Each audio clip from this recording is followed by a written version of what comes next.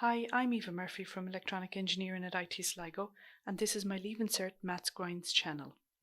I'll regularly add new videos for both higher and ordinary level maths, so make sure you subscribe below and click the bell icon to be notified of new videos. Okay, so question 5 off the 2020 paper 2 was your trig question.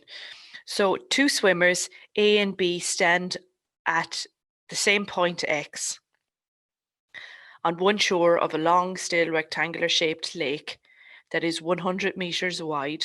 Okay, so it's 100 meters no matter where you are, as shown below. Both swim to the opposite side of the lake. So they start here and they swim to the opposite side of the lake. A.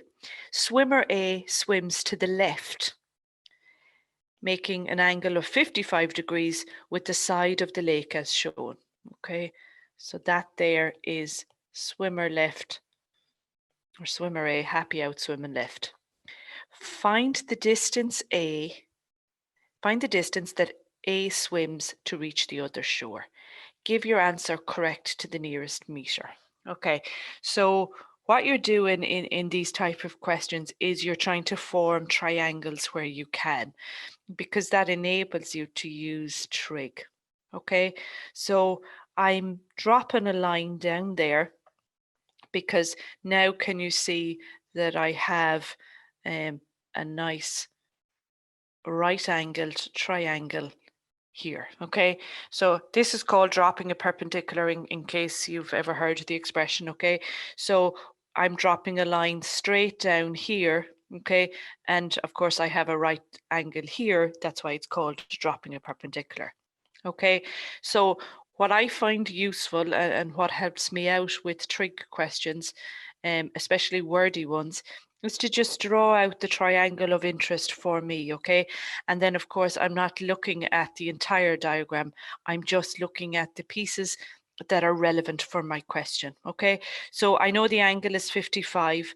I know the length of this side is 100, okay? And what do I have to find now? I don't know what this is. Find the distance that A swims, okay? So A takes off and reaches the other side, okay? So I'm going to put a big X there for the side that I want to find out, okay? And there's my right angle. Okay, so when you're doing a trig question, the first thing you should do is label your sides, opposite, adjacent, hypotenuse. Okay, so the side opposite your right angle, okay, is what we call our hypotenuse, HYP. Okay, not opposite, but hypotenuse. Opposite is the one that's opposite the angle in the question. So not the 90-degree angle, okay, across from that is the hypotenuse. But the other angle that they give us in the question, the side opposite that, and I do draw in these arrows so that I can see that that's the opposite. Adjacent is another word for beside. So this is the side that's beside our angle in question, or it's the third side. Okay, so that's your first job, label your sides. And then the next thing is to write out your trig ratios, okay? So if I go to the log tables, okay, so page 16, this is a great page in the log tables, okay? It's broken up into two halves. The bottom of it is right-angled trig, and the top of it is non-right-angled trig. Okay, so if you get a question on a triangle that's right angled, this is the tools you have to solve it, okay? And they should be enough to solve it. So we have Pythagoras' theorem, we have sine, cos, and tan. Okay, sine, cos, and tan are ratios or relationships between sides. So sine of the angle A links together this side and this side. If I get cos of that angle A, it'll actually turn out to be the same as the length of this side over this side. And the tan of that angle A then brings together the two other sides. So it's always two sides and it's different sides for each of them, okay? And that's because if you think about forming a triangle, even just there with your fingers, a three-sided triangle, there is an inherent relationship between the size you make your angles and what lengths of sides your triangle needs to be then to form a triangle, okay? So mess around drawing a triangle. You can see if I make the angle really small, but didn't it make that side really small? If I make a big angle here well then I need a much longer side up here, okay?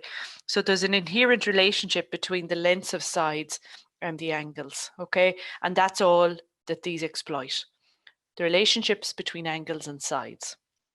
Okay, how you remember those relationships is totally dependent on how you're taught it, okay? I have a rhyme, so I write down sine, cos, tan. Okay, and that's the order that's given in the log tables, sine, cos, tan. And then I go, oh hell, another hour of algebra. Okay, so what does that mean? Well, it means the sine of the angle is equal to the opposite side over the hypotenuse. So O for opposite, H for hypotenuse. Cos of the angle or cosine of the angle is equal to adjacent over hypotenuse. Okay, tan of the angle is equal to opposite over adjacent. Okay, and I don't know why I put in theta, it's just one of those symbols that's used for angles, okay, but it can be any letter at all, okay? And what you'll find is if you have all three sides, you'll get the same answer for this angle when you work it out. And of course you should, because it's the same angle I'm talking about in them all. Okay, so now I've labelled my sides, I've written down my rhyme. Okay, what's next? Well, this is how you figure out which one you should use. So it's not a case of which is the right one, because actually they all give you the same answer if you had enough information. It's which one do you have enough information in your question to be able to use. Okay, so what you do is you look at your triangle and you go, well, what side do I have information about? And we have opposite, which is 100. And what side do I need? Well, I need to find out what the length of x is, okay? I neither know any information about adjacent, nor do I need to know it for this particular question. So actually, adjacent is no good to me. So you're looking to see, well, which one of them, which trig ratio links together opposite and hypotenuse. Okay, so look down them and see which one of them is O and H. And of course, we can see that it's sine. Okay, so what you end up doing then is you end up saying that sine of the angle in your question, and they've given us the angle in our particular question. So sine 55 degrees is equal to the opposite, which is 100, over, I've just called it x, my hypotenuse. And of course you can call it h or you can call it hyp, it doesn't matter. I just tend to put in x for whatever I need. Okay, when what you need is on the bottom, what will end up happening is these two will swap places. Sine 55 will end up on the bottom and x will end up over here. So let me show you how that happens, okay? So x is on the bottom. I need to get to the situation where I have x equals. So I need x to be on the top, not on the bottom. Okay, so if I bring him over the other side, he's here by division. So I'm dividing on this side. When you bring him over, he becomes multiplication. Okay, or you can multiply both sides by x and x, they cancel on this side and you get x sine 55. Okay, that's the same maths. Okay, it's just two different ways of looking at it. And I need to solve for x, so I'm going to divide both sides now by sine 55, okay, to cancel it off that side. What I do to one side, I have to do to the other. Okay, so that's just a number then. Make sure your calculator is in degree mode, because you can also measure angle in a thing called radians. So shift mode setup, and I'm hitting the number 3 for degrees. So 100 over sine 55, and I forgot to close the bracket on the bottom. And I got 122.08. What is that, meters, I presume? Correct to the nearest meter, x is equal to 122 meters. Okay, and a couple of things that I looked up at the triangle at there to check was I right. The hypotenuse is always the longest side of a right angle triangle, okay? And that's because the longest side of a triangle is always opposite the biggest angle. And the biggest angle in a right angle triangle is always the 90-degree angle. So this has to be the longest side. So when I looked at this 122, I looked over to see what length was he. He's 100. He's bigger than the 100, so it feels right. In other words, if I got 80, for example, for hypotenuse, I know I've made a mistake somewhere because your hypotenuse cannot be shorter than your opposite, okay? You wouldn't have a closed triangle if that was the case. Okay, part B. Swimmer B swims to the right and travels a distance of 200 meters to reach the other side, making an angle of theta degrees with the bank on the other side of the lake as shown. Find the value of theta. Okay, and don't ever be put off by the Greek letters. They're just common in maths, okay? Call it O, call it whatever you need to in your head. It is literally just a label, okay? It is theta, but call it whatever you want, okay? So this is swimmer B. So what I'm going to do is I'm going to form another triangle here. Let me drop another perpendicular here, okay? And this time I'm going to use this triangle here because isn't this the triangle that has theta, that angle in it? Okay, and the one thing to note is that this length of this side here is again 100 meters. Okay, it doesn't matter where we take that length, it's 100 meters. So I have 100 here, a 200, and an angle at the top. Okay, so let me draw him. Straight down here and down here.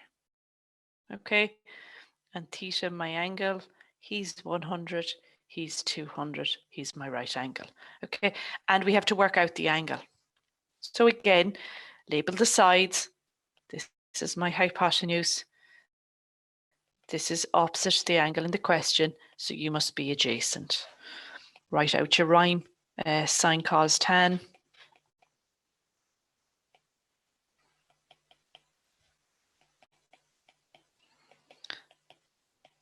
Oh hell, another hour of algebra. Okay, and there's loads of rhymes. Silly old Harry caught a herring trawling off America. There's loads, okay? But anyway, that's one you can remember.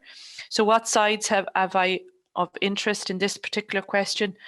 Well, I need to find the angle, okay? So it's what two sides have I information about. So I know the length of the hypotenuse and I know the length of opposite, okay? And again, I've nothing about adjacent. So opposite and hypotenuse again. So it's going to be sine again. Okay, so sine of the angle theta is equal to opposite, which is 100 over hypotenuse, which is 200, okay? And you could decimalize that if you want. Sine, it's a half or it's 0.5, okay? Now, here's the bit when you need to find an angle, okay? We didn't need to find an angle in this one, we needed to find a length, okay? So the trick when you need to find an angle, I want to solve for theta, the angle, not sine theta, theta. So I need to get rid of this bit sine. So the opposite of sine, it sits behind it on the calculator, is sine inverse. So what I'm doing there is I'm getting the sine inverse of both sides. And what you'll see is sine and sine inverse cancel on the left, so that you're left with just theta, the angle, being equal to sine inverse of a half. Okay, put that into your calculator. So you have to hit shift sine to get sine inverse, and you'll see the -1 up the top. Put in 1 over 2 or 0.5, and I got 30 degrees for that little one there. Okay, so that's how you find the angle. You'll always end up using the inverse when you have to find an angle. And then the final part of that question, part C, the next day, the swimmers again swim to the opposite side of the lake, but in slightly different directions. Swimmer A swims to the left, making an angle of 45 degrees with the side of the lake, and travels 141.4 meters as shown. Swimmer B swims to the right, thank God for the diagram, makes an angle of 40 degrees with the side of the lake and travels 155.6 meters as shown. Find D.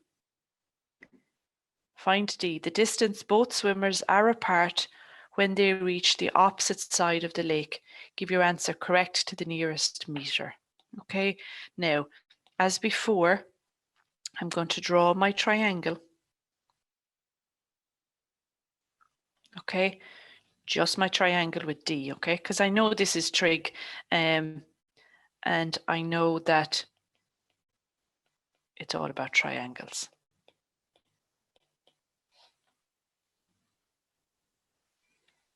Okay, so there's a couple of ways you're going to do this. There's a couple of ways it can be done, okay? Yeah, and I might just show you both ways just to maybe help you out, okay? To me, this is the way I would do it, okay? So that triangle, when I look at it, is a non-right angled triangle. Okay, so I don't have the luxury of using sine, cos, or tan here because I don't have a right angle. I can't use Pythagoras' theorem because you can only use that on a right angled triangle. Okay, so area doesn't count. I have a sine rule or I have a cosine rule. That's it. That's all I have for non-right angled trig. Okay. Again, just like sine, cos, tan, both of these will give you the same answer. Okay, if you're solving for the same thing. So again, it's not that one is better than the other. It's not that you should use one over the other. Okay, it comes down to what information do I have in the question and which one am I able to use? Which one do I have enough information to use? So how I remember them or describe them is, you see the sine rule? Well, if you look at the diagram the log tables have, they call the sides little letters, A, B, C, and they call the angles big letters, A, B, C. Okay, so the sine rule is a mixture of sides on the top and angles on the bottom. Okay, and you only ever end up using 2 bits of the sine rule at the one time, any 2 bits at all. Okay, so it's a mixture of, I need generally 2 angles, 2 sides. Okay, so for example, if I was trying to find a side, I would generally need 2 angles. Okay, I'm a bit short on the old angles here, so I don't think the sine rule is the right one to use in this particular case. I don't have enough information for it. So let's have a look at the cosine rule. So you can see this has got mainly small letters, which means it's all about the sides. So if you have a question that has predominantly got information about the sides, then it's more likely you're going to use the cosine rule. Okay, it's just got one angle here. Now, the last thing I want to show you about the cosine rule is, you see that angle A here? Well, the side opposite it is little a. The side opposite B is little b. The side opposite angle C is little c. You might say, so what? Well, this is the thing. Whatever angle you take for your cosine rule, the side out here on its own has got to be the side opposite the angle that you're using. Okay, that's one of the few places you can go wrong in the cosine rule. So watch out for that one. Okay, so if I'm going to find this sine D, so let me take down the cosine rule so we can see it. So cosine rule, a squared is equal to b squared plus c squared minus 2bc cosine of the angle A. And I'm just making sure it's a minus in the middle. It is. Okay. Right, so that's my cosine rule. So I need sides A, B, and C. Okay, I want to find D. That's fine. I have a side, all good. And I need this angle here across from the side of interest. Okay, so how do I find this angle? Okay, or any angle for that matter? Well, I've no information here about this angle up here. I've no information at all about this corner either. So this is my only hope. So if we come down here and if I draw a sweeping arc, okay, through all of this, okay, I hope that looks like a protractor to you, okay? And a protractor is a straight angle, and a straight angle adds up to 180 degrees. Okay, and it doesn't matter how many individual angles are under that protractor, if that makes sense, they all add up to 180. So if I add 45 and 40 on my calculator, okay,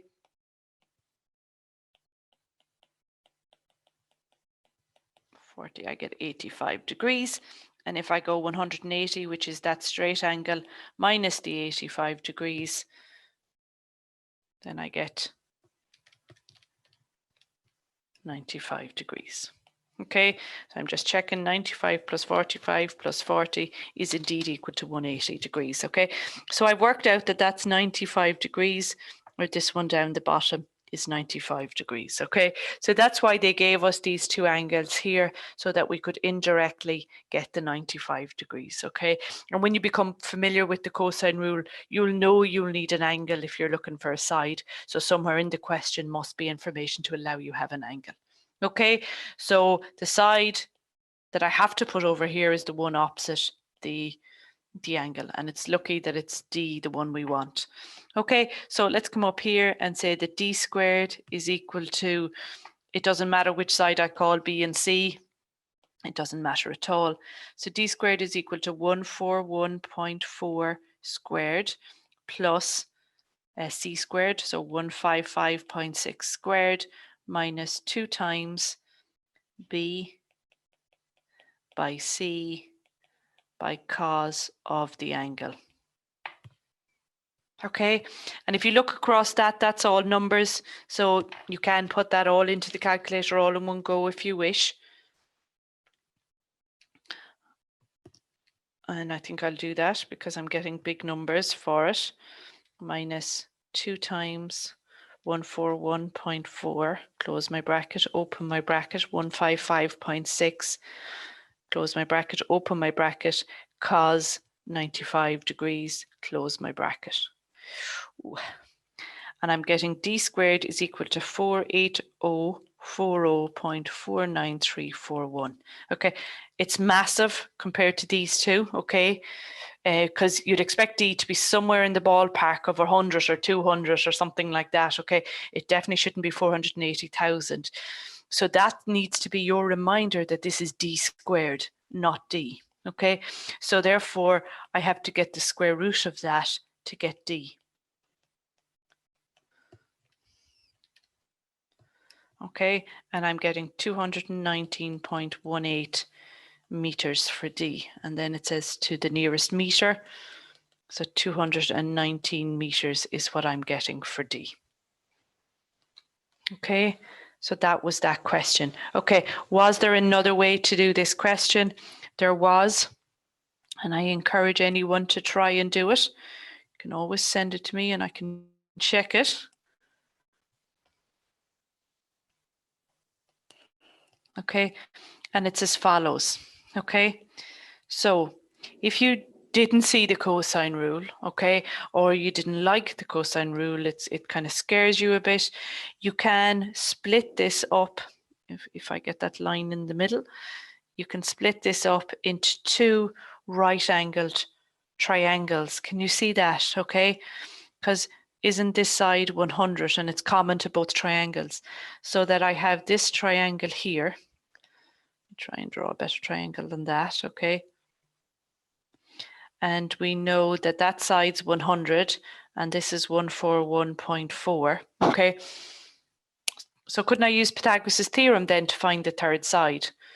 Because Pythagoras' theorem is all about sides. Look at that, it's all small letters, where the hypotenuse squared equals the other two sides squared.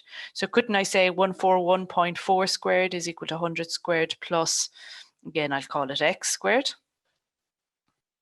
Okay, and then, of course, you can draw another triangle for this side of it. Okay, and you see all I've done is split D into two, so I'm going to add the two D's at the end. This is 155.6. This is again 100. Use Pythagoras' theorem to find this side, and we might call him y.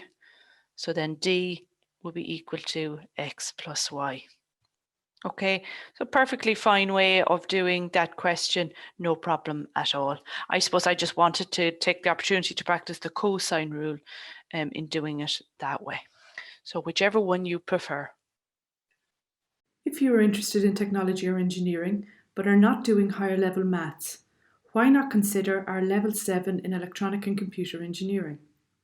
This is a 3-year programme that looks at the design and development of embedded electronic systems. These are the medical devices that keeps us healthy, the consumer devices that keeps us entertained, or the controlled systems that keeps us safe on the road. You can then progress on to the Level 8 in Electronics and Self-Driving Technologies, and from there to the Masters. Check out the link below for more information.